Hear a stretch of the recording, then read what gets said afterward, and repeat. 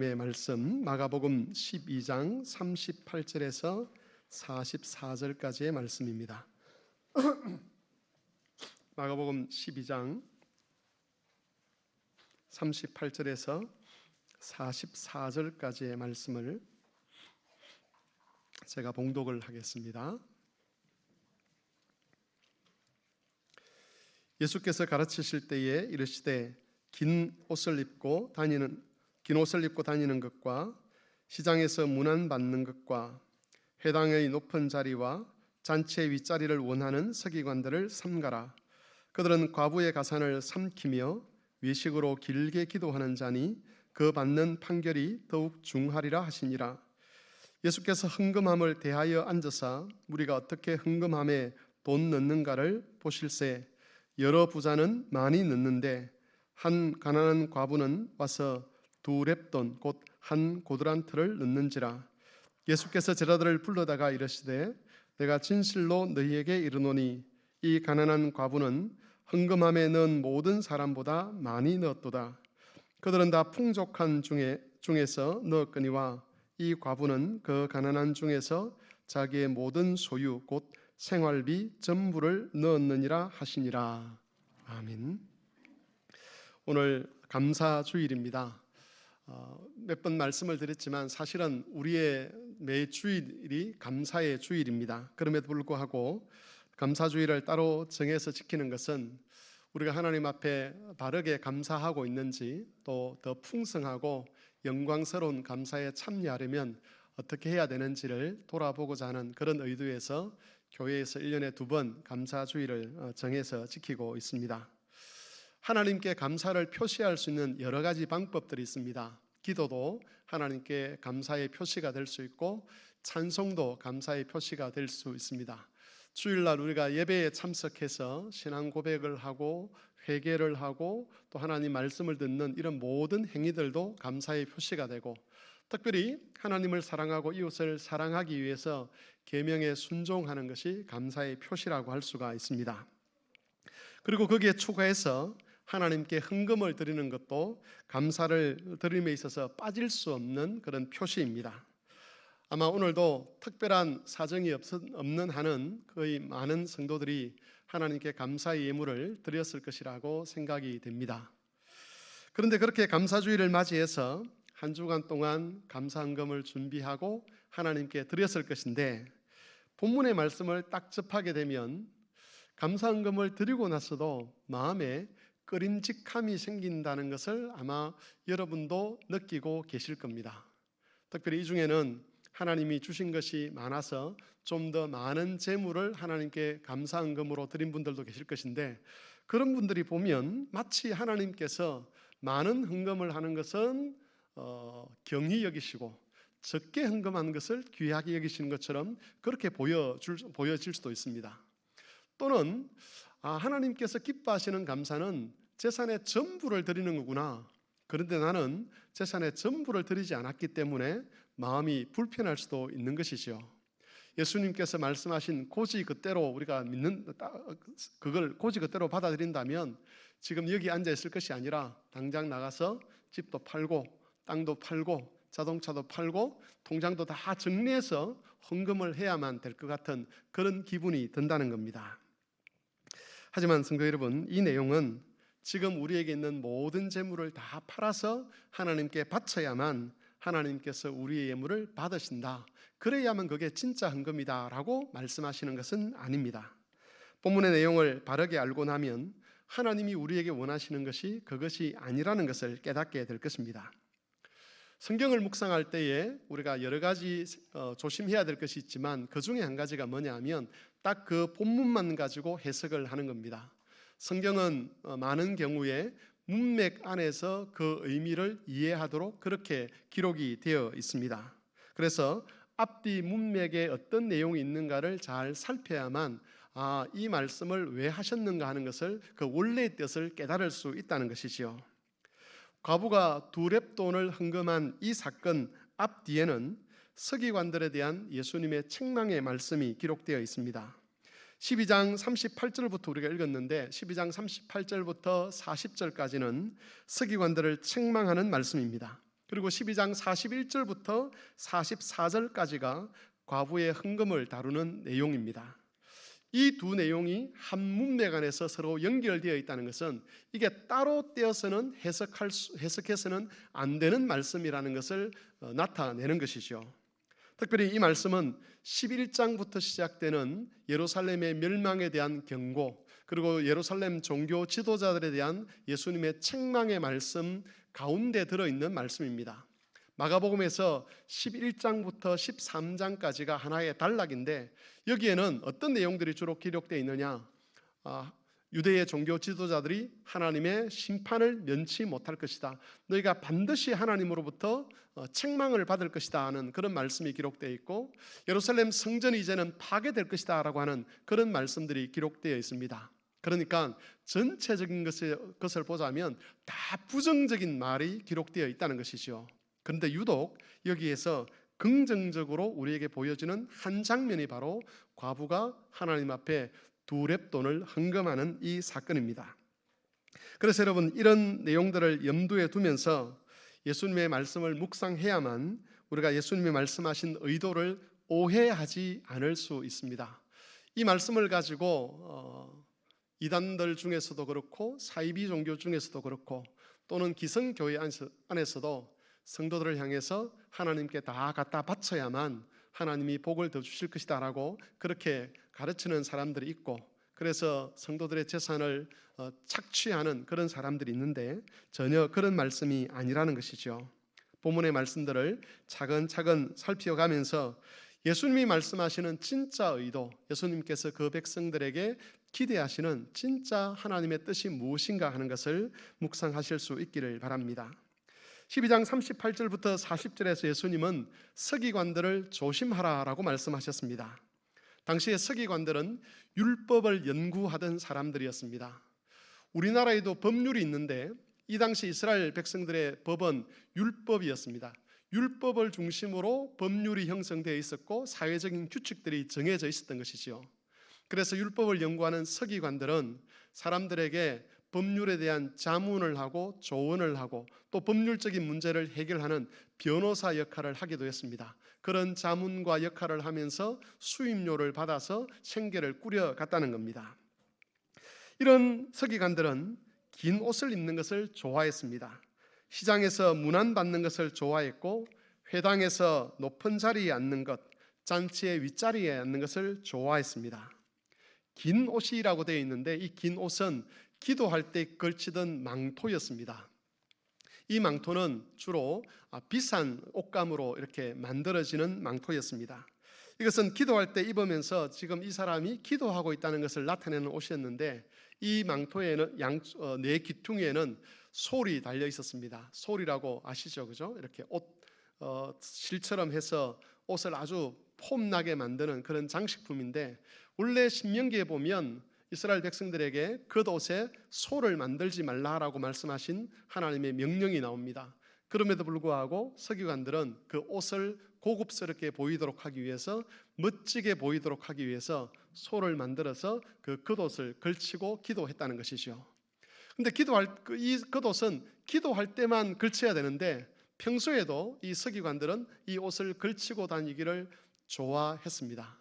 그러면 백성들이 저분이 서기관이구나 라고 생각을 하고, 특별히 서기관이 거리를 지나가면 그 당시 풍습에서는 모든 사람들이 자리에서 일어나서 서기관들에게 인사를 하도록 그렇게 풍습이 되어 있었습니다. 서기관들은 기도할 때뿐만 아니라 평소에도 이 솔을 걸치고 다니면서 사람들이 인사하는 것을 즐겨받았고, 그런 것들을 공공연하게 시장에서도 행했다는 것이죠. 뿐만 아니라 이 서기관들은 회당의 높은 자리를 좋아했습니다. 이 높은 자리라고 하는 것은 회당의 앞자리를 가리킵니다. 유대인 회당은 우리 예배당과 비슷하게 생겼습니다. 그래서 이 강대상이 있고 회중석이 있는데, 이 강대상 앞 양쪽에 이 서기관들의 자리가 있습니다. 이 자리는 성도들을 대하여 이렇게 볼 수 있도록 그렇게 만든 자리인데, 우리 지금 보면 요 뒤에 있는 이런 식으로 해서 성도들과 마주 보게 하는 자리인데, 이 자리는 어떤 자리냐? 가르치는 자리, 그리고 지도하는 자리, 살피는 자리, 감독하는 자리, 그런 의미가 있었습니다. 서기관들은 배우기보다 가르치기를 좋아했고 감독을 받기보다는 감독하기를 좋아했다는 것이죠. 권위에 순종하기보다는 권위를 행사하기를 좋아했습니다. 뿐만 아니라 이 사람들은 잔치나 어떤 모임이 있으면 항상 상석에 앉기를 즐겨했다라고 예수님께서 말씀을 하셨습니다.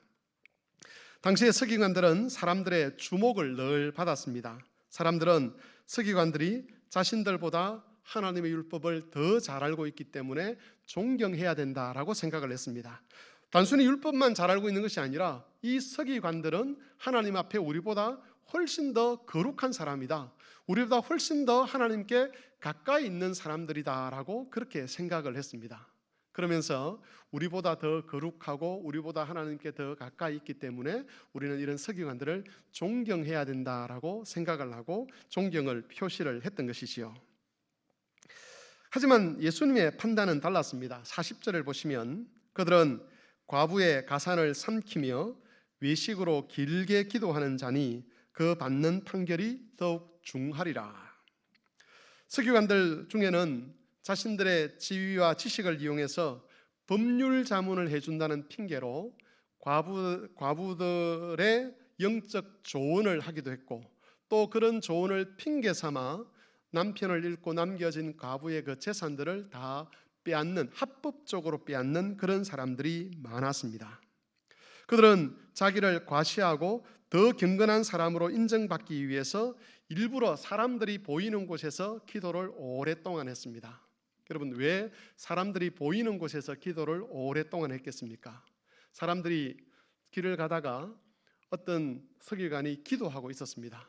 일을 마치고 돌아오는데도 그 서기관이 그 자리에서 기도하고 있는 모습을 보면 밖에 나가서 사람들에게 뭐라고 소개를 하겠습니까?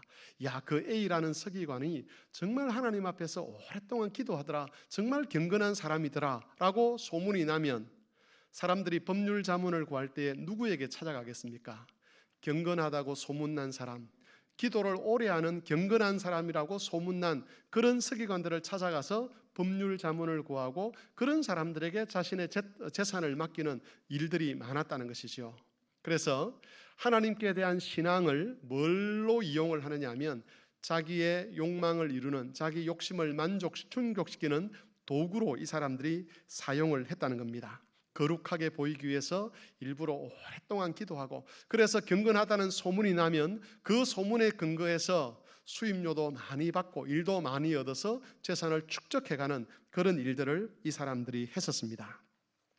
예수님은 이런 사람들은 하나님으로부터 큰 심판을 반드시 받게 될 것이라고 경고를 하셨습니다.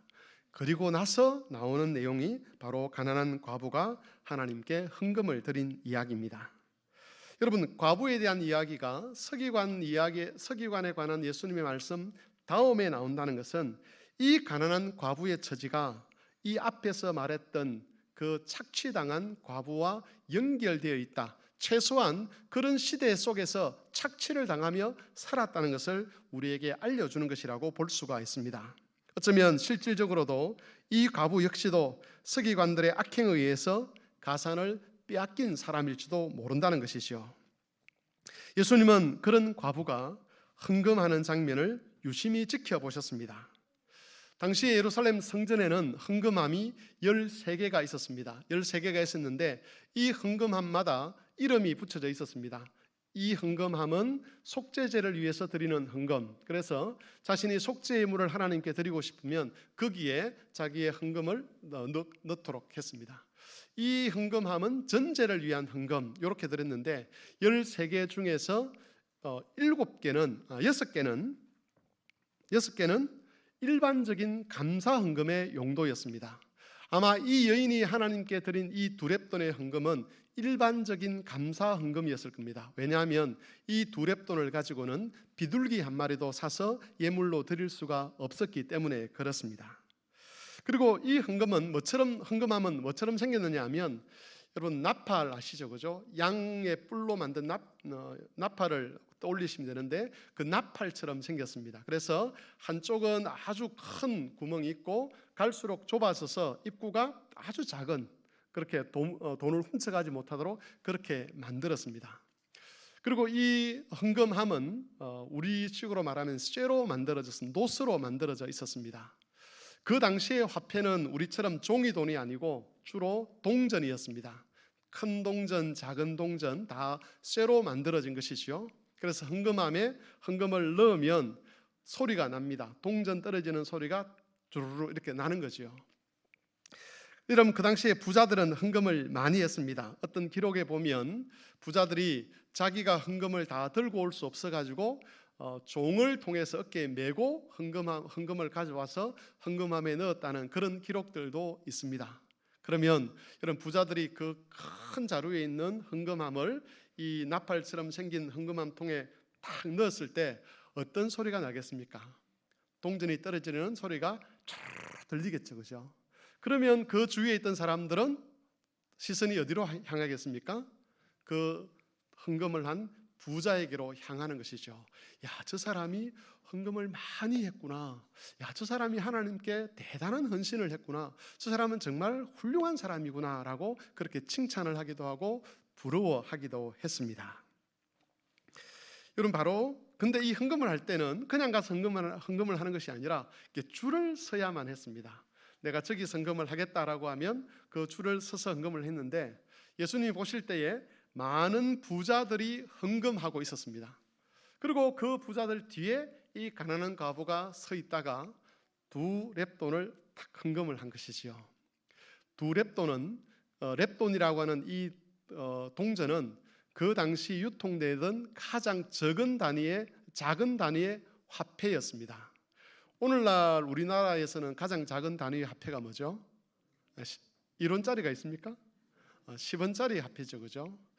그래서 이 두 렙돈을 오늘날 가치로 따지면 얼마일까 하는 것을 계산을 하기도 하는데 사실은 따지기가 참 어렵습니다. 화폐의 가치가 다르기 때문에 그렇죠. 그런데 아무리 많아도 아마 이 두 렙돈을 다 합쳐도 500원이 되지 않을 거다라고 그렇게 추정하는 게 맞을 것 같습니다. 동전의 크기도 굉장히 작았겠죠, 그죠? 예를 들어서 만원짜리 동전하고 10원짜리 동전하고는 만일 동전을 만든다 그러면 크기가 다르고 무게도 다르지 않겠습니까? 그러면 비싼 동전을 넣을 때는 소리가 크겠지만 작은 동전을 넣으면 거의 소리가 안 날 수도 있는 것이지요. 두 렙돈을 헌금을 했습니다.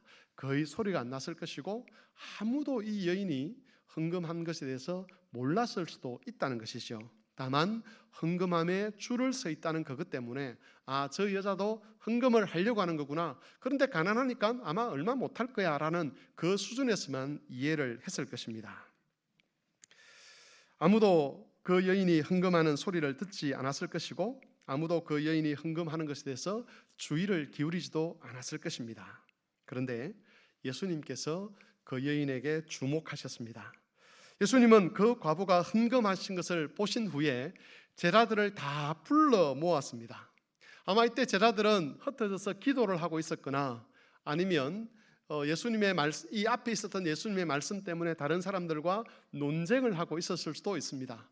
흩어져 있던 제자들을 예수님이 다 불러 모으셨습니다. 여러분, 성경에 보면 예수님께서 제자들을 불러 모으시는 장면들이 있는데 그런 장면들마다 중요한 사건들이 있었습니다. 예수님이 성전에 흩어져 있는 이 제자들을 불러 모았다는 것은 이 제자들에게 지금 이 사건이 아주 중요한 사건이다. 제자들이 반드시 이 사건의 의미를 알아야 한다는 것을 우리에게 보여주고 있습니다. 이렇게 제자들을 불러 모으신 예수님께서 우리가 알고 있는 그 유명한 말씀을 하신 것이죠. 내가 진실로 너희에게 이르노니 이 가난한 과부는 헌금함에 넣은 모든 사람보다 많이 넣었도다. 그들은 다 풍족한 중에 넣었거니와 이 과부는 그 가난한 중에서 자기의 모든 소유 즉 생활비 전부를 넣었느니라. 예수님은 두 렙돈을 헌금한 그 여자가 지금까지 많은 금액을 헌금한 여러 사람들보다 더 많이 헌금했다라고 말씀하셨습니다. 여기서 우리는 하나님 나라의 계산법이 이 세상의 계산법과는 다르다는 것을 알게 됩니다. 예수님의 말씀에 따르면 하나님 나라에서의 많고 적음이라고 하는 것은 헌금 액수에 달려있는 문제가 아니라는 것이죠. 하나님 나라의 환율이 작동하는 방식은 헌금하는 액수에 의해서 결정되는 것이 아니라는 겁니다. 외국에 나가실 때는 항상 뭐를 해야 되죠? 돈을 바꿔야 합니다. 그래서 미국에 가는 사람들은 달러로 바꿔야 되고, 유럽에 가는 사람들은 유로화로 바꿔야 되고, 유로화나 달러를 사용하지 않는 지역에 가는 사람들은 그 나라 돈으로 바꾸어 사용을 해야만 합니다. 예를 들어서 요즘은 미국 돈 1달러를 바꾸려면 우리나라 돈 1,400원에서 1,500원 정도가 있어야 된다라고 그렇게 이야기를 합니다. 1,400원, 1,500원을 주어야 1달러를 바꾸고 이렇게 가치가 동등하다는 것이죠. 이게 환율이라는 겁니다. 돈을 바꾸는 비율이죠. 하나님 나라의 환율은 내가 지금 얼마나 많은 것을 드렸는가에 의해서 이게 귀한 것이다 또는 귀하지 않은 것이다가 결정되지 않는다는 겁니다. 하나님 나라의 환율 방식이 우리와 다르다는 것이죠. 여러분, 분명한 것은 우리가 하나님께 얼마를 드린 그것 자체가 하나님께서 주목하시는 내용은 아니라는 겁니다. 나중에도 말씀을 드리겠지만 물론 우리는 하나님께 받은 분량만큼 하나님께 드려야만 합니다. 그런데 여러분, 그렇다면 우리가 드린 것이 하나님께로부터 귀한 것으로, 존귀한 것으로 인정받기 위해서는 어떻게 해야 되겠습니까? 분명한 것은 이것이 헌금을 하는 그 자리에서 결정되는 것은 아니라는 겁니다. 헌금하는 자리에서 내가 얼마나 정성을 쏟았는가, 헌금을 얼마나 했는가, 그것에 의해서 결정되는 것이 아니라는 것이죠. 44절 말씀을 한번 다시 보십시오. 44절 말씀을 보시면 이렇게 되어 있습니다. 이 과부는 그 가난한 중에서 자기의 모든 소유 곧 생활비 전부를 넣었느니라 라고 되어 있습니다. 그런데 이 말은 우리나라 말로 의역을 한 겁니다. 그러면 직역을 하면 어떻게 되느냐? 이 과부는 자기의 모든 생활을 넣었느니라 라고 그렇게 직역을 하는 게 맞습니다. 또 다르게 직역을 하면 자기의 모든 생명을 넣었느니라 라고 그렇게 말을 바꿀 수도 있습니다. 여러분, 이게 이중적인 의미죠. 헌금을 드렸는데 그 헌금 자체가 그 사람의 생활비 전부였습니다. 그걸 넣었는데 예수님께서 자기 생활비 전부를 넣었다는 말씀과 아울러서 자기의 생명을 하나님께 드렸다, 그렇게 지금 평가를 하고 계신다는 겁니다. 이 말은 이 여인이 평소에 하나님 앞에서 믿음으로 살았고 평소의 삶의 태도가 자기 인생 전체를 하나님께 드리는 삶의 모습으로 살았다는 겁니다. 이 여인은 평소에 늘 하나님께 헌신된 사람이었습니다. 이 여인에 대한 다른 이야기가 없습니다. 그래서 구체적으로 어떻게 하나님께 헌신을 했는지, 어떻게 하나님에 대한 사랑을 표현했는지는 알 수가 없습니다만은 이 여인에 대한 예수님의 평가를 통해서 우리는 그녀의 삶이 평소에 늘 하나님을 향하여 있었고 믿음을 따르는 삶이었다는 것을 알게 되는 것이죠. 이 여인은 하나님의 은혜를 깨달은 사람이었습니다. 하나님의 은혜를 알지 못하는 사람은 하나님을 사랑할 수 없고, 하나님을 사랑할 수 없는 사람은 절대로 하나님 말씀에 순종하거나 하나님께 헌신할 수가 없습니다. 성도들 중에는 하나님의 말씀을, 하나님의 요구를 부담스러워하는 사람들이 많습니다. 왜 부담스러운가? 하나님이 베푸신 은혜를 제대로 알지 못하기 때문에 그렇습니다. 다른 사람을 사랑하십시오, 다른 사람을 섬기십시오라고 이야기할 때에 내가 왜 그렇게 해야 됩니까? 라고 말씀하시는 분들이 있습니다. 그런 분들이 그렇게 이야기할 수밖에 없는 이유를 충분히 우리는 공감할 수가 있습니다. 하나님의 사랑, 나를 향한 하나님의 사랑이 얼마나 놀라운 것인지를 알게 되면, 하나님께서 나를 용납하시기 위해서 어떤 일까지 하셨는지를 알게 되면 그 사랑 때문에 우리 안에 믿음의 용기, 믿음의 결단이 생기는 거죠. 다른 사람을 용서할 수 있는 너그러운 마음이 생기는 거고, 다른 일을 품을 수 있는 그런 넉넉함이 우리 안에 생기는 겁니다. 하나님께서 은혜를 깨닫게 하지도 않으시고 우리에게 억지로 모든 것을 하라고 말씀하시는 그런 경우는 없습니다. 이 여인은 그런 하나님의 은혜를 깨달았습니다. 그래서 여러분, 그 시대 상황 속에서 다 빼앗기고 착취당하면서 누가 보아도 감사할 것이 없는, 누가 보아도 억울할 것 같은 그런 삶을 이어가고 있었던 여인이었습니다. 그럼에도 그 여인에게서는 감사가 끊이지 않았고 하나님을 향한 사랑이 끊이지 않았다는 것이죠. 예수님은 그것을 아셨기 때문에 이 여인이 헌금한 것을 평가하시면서 이중적 의미로서 소유의 전부를 하나님께 드렸다라고 말씀하실 뿐만 아니라 동시에 자기 생애, 자기 삶 전체를 하나님께 넣었다라고 그렇게 평가를 해 주신 것입니다. 여러분, 이에 비해서 외식했던 사람들, 이 서기관 같은 그런 사람들은 자기 생활에서는 하나님의 뜻을 늘 무시를 했습니다. 그러다가 헌금하는 자리에 나올 때에 또 다른 사람들의 시선이 자기를 향하고 있는 거기에서는 사람들로부터 인정받기 위해서 헌금도 하고 인정받기 위해서 기도도 했다는 것이죠. 이런 것을 두고 외식이라고 이야기를 합니다. 이 외식하는 사람들에게는 하나님을 향한 사랑이 없었습니다. 하나님을 향한 사랑이 없었다는 것은 하나님의 은혜에 대한 깨달음도 없었다는 것이죠.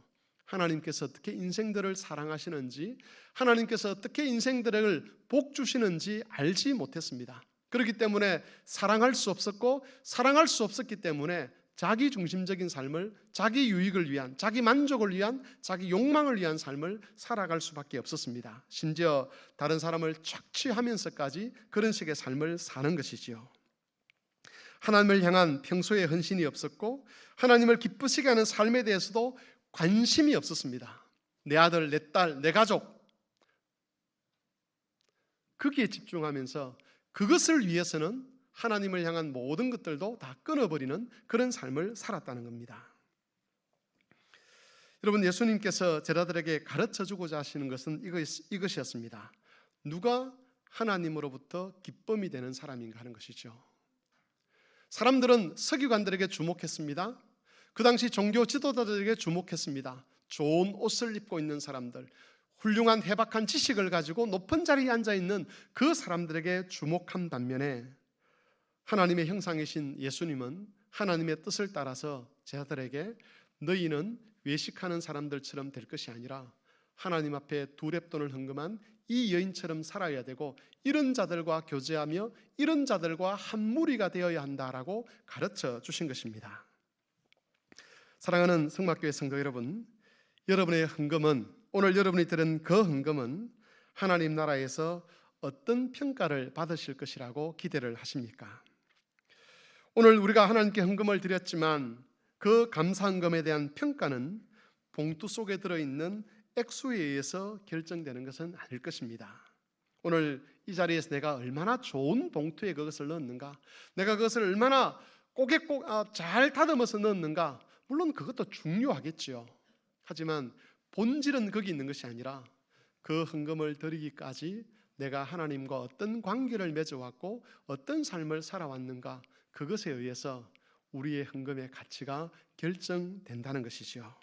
하나님은 우리가 매일매일 살아가는 이 하루하루의 삶에 관심이 참 많으십니다. 우리가 그 하루하루의 삶에 살아가는 그 삶의 근거에서 하나님은 우리 헌금의 의미와 가치를 매기시는 겁니다. 그러므로 성도 여러분, 여러분의 가정에서, 여러분의 직장에서, 여러분의 학교에서, 여러분의 생활하는 모든 자리에서 하나님 때문에 말 한마디 한마디를 조심하고, 하나님 때문에 행동 하나하나를 조심하고, 하나님 때문에 표정 하나하나를 조심해가는, 그리고 하나님 때문에 새로운 결단들을 해가는 그런 삶을 살아가실 수 있기를 바랍니다. 여러분, 하나님의 뜻에 순종하는 것 참 사실은 어려운 일입니다. 왜 어려우냐 하면 우리의 본성은 하나님의 뜻과 반대로 가려고 하기 때문에 그렇습니다. 이 여인의 경우를 생각해 보십시오. 그 당시 종교 지도자들에 의해서 모든 것을 다 빼앗겼습니다. 하나님의 이름을 가진 사람들에 의해서 합법적으로 강탈을 당했죠. 하나님이 얼마나 원망스러울 수 있겠습니까? 그런데 하나님께서 주신 은혜 때문에 이 여인은 원망하는 삶을 살아갈 수가 없었던 것이죠. 원망하고 싶지만 하나님의 은혜가 무엇인지 알기 때문에, 이미 베푸신 복이 무엇인지 알기 때문에 원망이 아니라 감사의 삶을 이어갈 수 있었습니다. 우리가 가정에서 아내에게, 남편에게 사랑을 나타내는 것 쉽지 않을 수 있습니다. 다른 사람에게 긍휼과 자비를 베푸는 것 참 어려운 일입니다. 복음을 전하는 것 많은 결단이 필요한 일입니다. 할 수만 있으면 회피하고 싶은 일일 수 있습니다. 그런데 하나님이 주신 사랑이, 하나님께서 주신 그 은혜가 우리로 하여금 회피하지 못하도록 이끌어가는 것이죠. 그런 하나님의 뜻이 우리 안에서 새겨지게 되면 마음에서 갈등이 일어납니다. 내 뜻대로 살 것이냐? 내 기분대로 살 것이냐? 내가 원하는 대로 살 것이냐? 아니면 힘들지만 하나님께서 주신 약속을 따라서 힘들지만 소망이 없어 보이는 것 같지만 소망을 붙들고 기도하고 감사하고 찬송하며 살 것이냐? 거기서 갈등을 벌이는데 은혜를 입은 사람은 그 갈등 속에서 하나님의 뜻에 순종하는 것을 택한다는 겁니다. 바로 그런 사람들이 하나님께 예물을 드릴 때 하나님은 그 예물을 천하보다 귀한 것으로 받아주시고 그 예물에 대해서 인정해 주시고 그 예물에 대해서만 인정하시는 것이 아니라 그 예물을 드리기까지 우리가 참았던 인내들, 우리의 탄식들, 우리의 믿음과 우리의 기도와 우리의 찬송, 이 모두를 하나님 나라의 보물로 인정을 하시는 겁니다. 이 모든 은혜를 기억하셔서 하나님 앞에서 매일매일을 복되게 살아가는 그런 성도들이 되시기를 바랍니다. 이런 본문에서 우리가 한 가지만 더 묵상해야 되는 것이 있습니다. 여러분, 아무도 이 여인에게 관심을 두지 않았는데 예수님께서 이 여인에게 주목하고 계셨다는 것을 우리는 꼭 마음에 새겨야만 합니다. 마가복음에서는 이 과부와 서기관을 비교하고 있습니다. 서기관들은 당시에 관심의 대상과 존경의 대상이었습니다. 서기관이 1시간 기도한 그 이야기를 그것을 본 사람은 가가지고 사람들과 함께 이야기하는 거죠. 저 서기관님이 1시간 동안 기도하는 걸 내가 들었다, 보았다. 저 서기관님이 옷이 바뀌었다. 이런 이야기들 늘 사람들의 이야기 속의 해작거리였습니다. 늘 주목받는 사람들이었습니다. 하지만 과부는 전혀 그렇지 않았습니다. 당시 사람들은 이 여인이 어떤 믿음을 가졌는지, 어떤 삶을 사는지, 어떤 억울한 일을 당했는지, 어떤 마음으로 하나님께 헌금을 드렸는지 전혀 관심이 없었습니다. 단순히 관심이 없는 정도가 아니라 헌금을 드리기 위해서 줄을 서 있었을 때에 어쩌면 사람들이 조롱했을 수도 있습니다. 자기한테 무슨 돈이 있다고 저기에 서서 부자들 틈에서 헌금한다고 서 있느냐라고 그렇게 말을 했을 수도 있습니다. 그런데 여러분, 예수님은 이 여인의 믿음과 헌신에 주목하고 계셨습니다. 두 렙돈의 헌금에 대해서 아무도 알아주지 않았지만 예수님은 그녀의 헌금이 얼마나 값진 것인가를 아셨고 그것을 제자들에게까지 알려주셨습니다. 사진을 찍으시는 분들이 계시는데 사진 찍는 기술 중에 아웃포커싱이라는 말이 있다고 합니다. 이게 영어는 아니고 우리나라 콩글리시라 그러죠. 내가 강조하는 대상은 선명하게 만들고 나머지는 흐리게 만드는 그런 사진 기술을 아웃포커싱이라고 합니다. 제가 인터넷에서 사진을 하나 가져오려니까 저작권 때문에 못 가져가게 하더라고요. 그래서 제가 직접 하나 사진을 찍어 보았습니다. 사진을 한번 보여주십시오.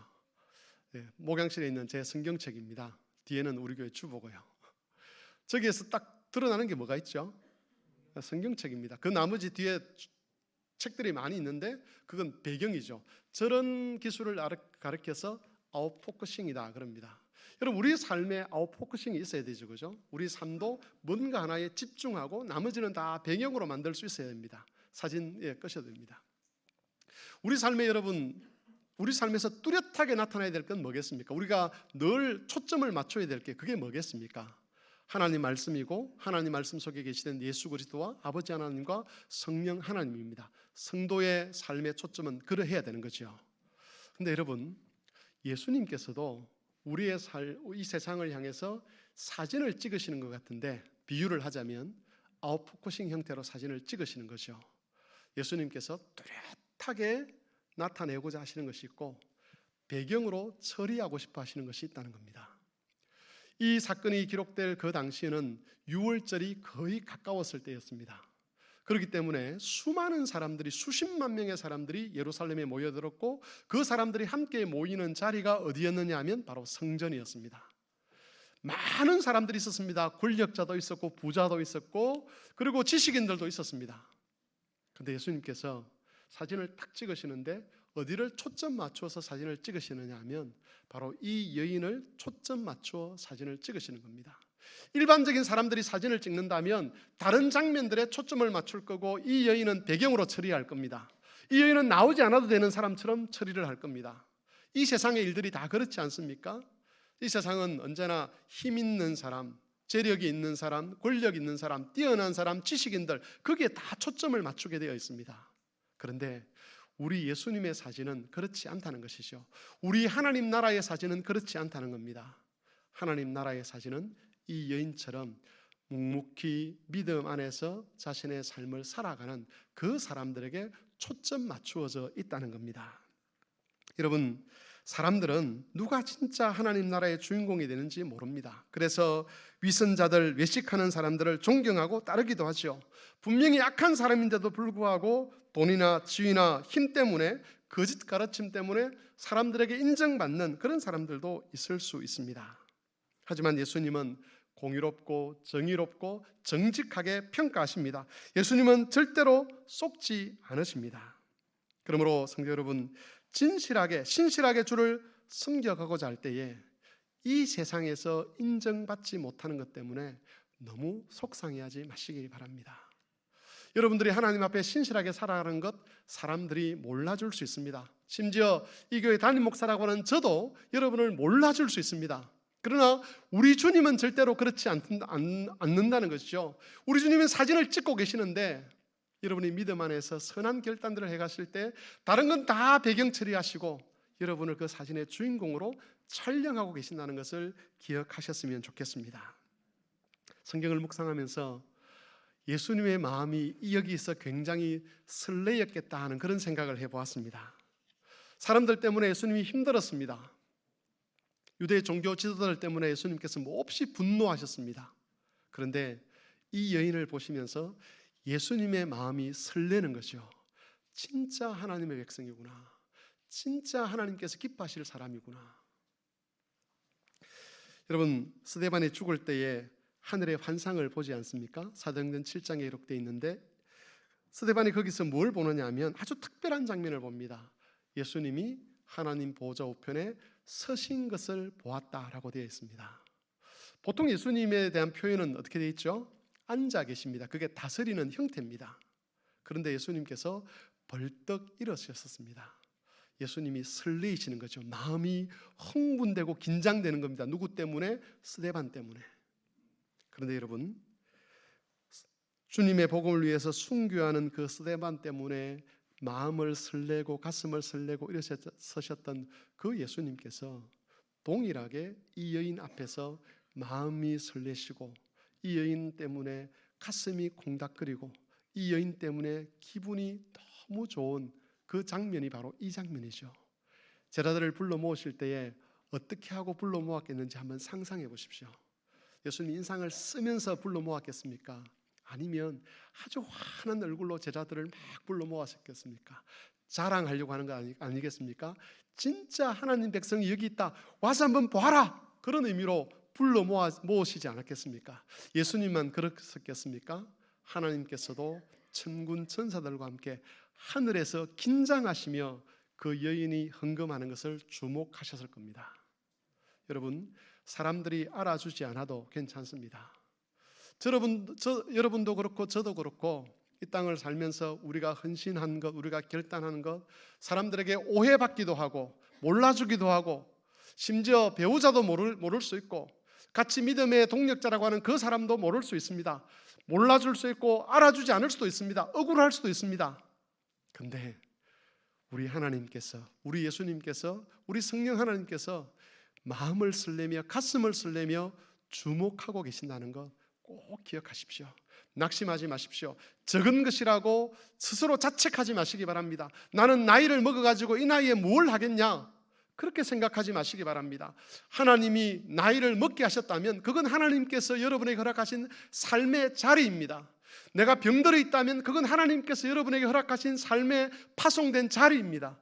그 자리에서 예수 믿는 사람으로서 하나님께 소망을 둔 사람으로서 내가 어떤 생각을 하고 어떤 행동을 하고 어떤 결단을 하느냐, 그것 하나하나가 하나님이 주목하여 보고 계시는 믿음의 행위라는 것이죠. 생각 하나도 하나님 앞에 가치 있는 것이 될 수 있고 기도하는 장면 하나도 하나님께서 귀히 여기시는 것이 될 수 있다는 겁니다. 크고 화려한 것이 나쁘다, 그건 하나님이 안 보신다는 것이 아니라 하나님께서 그것도 중요하게 보시고 귀하게 보시지만 할 수 없어서, 할 능력이 안 되어서 생각밖에 못하고 기도밖에 못하는 그런 일이라 할지라도 하나님께서 귀히 보시고 거기에 초점을 맞추시고 그렇게 하나님의 뜻에 순종해 갈 때 하나님의 가슴이 설레게 된다는 것을 꼭 기억하셨으면 좋겠습니다. 말씀을 정리합니다. 여러분, 두렙돈 그건 그 자체로는 아무런 가치가 없습니다. 하지만 하나님 나라에서는 그 두렙돈이 누가 드리는 헌금인가에 따라서 그 가치가 하늘만큼 달라질 수가 있습니다. 반대로 아무리 많은 금액을 헌금한다 해도 그것을 드리는 자들이 외식하는 사람들이고 믿음에 신실하지 못한 사람이라면 하나님 나라에서는 하찮고 볼품없는 것으로 취급당합니다. 우리는 분명 우리에게 주신 분량을 따라 헌금을 해야 합니다. 많이 받은 자는 하나님께 많이 드려야 합니다. 적게 받은 자는 적게 드릴 수 있습니다. 하지만 분량보다 더 중요한 것, 그건 우리 일상의 삶이요 믿음입니다. 감사는 일상의 삶에서부터 시작이 되어야 합니다. 우리의 말에서 시작되어야 되고 우리의 표정에서, 우리의 생각에서, 그리고 모든 행동에서 시작되어야 합니다. 하루하루의 삶이 주님을 사랑하는 삶이 될 때에 우리의 헌금은 예수님의 사진에서 배경이 아니라 주인공으로 새겨지게 될 겁니다. 이런 복된 은혜를 함께 누리는 성막의 식구들이 되시기를 바랍니다. 하나님의 말씀을 생각하며 기도하겠습니다. 사람들은 알아주지 않을 수 있습니다. 사람들은 몰라줄 수 있고 또 오해할 수도 있습니다. 사람들의 눈에는 하찮아 보일 수도 있습니다. 그러나 우리 하나님이 주목하고 있는 것이 있다는 것 기억하시고 우리가 그 하나님의 눈을 생각하며 우리의 모든 삶을 감사와 찬송의 삶으로 이어갈 수 있도록 도와주시기를 다 같이 한 목소리로 기도하겠습니다.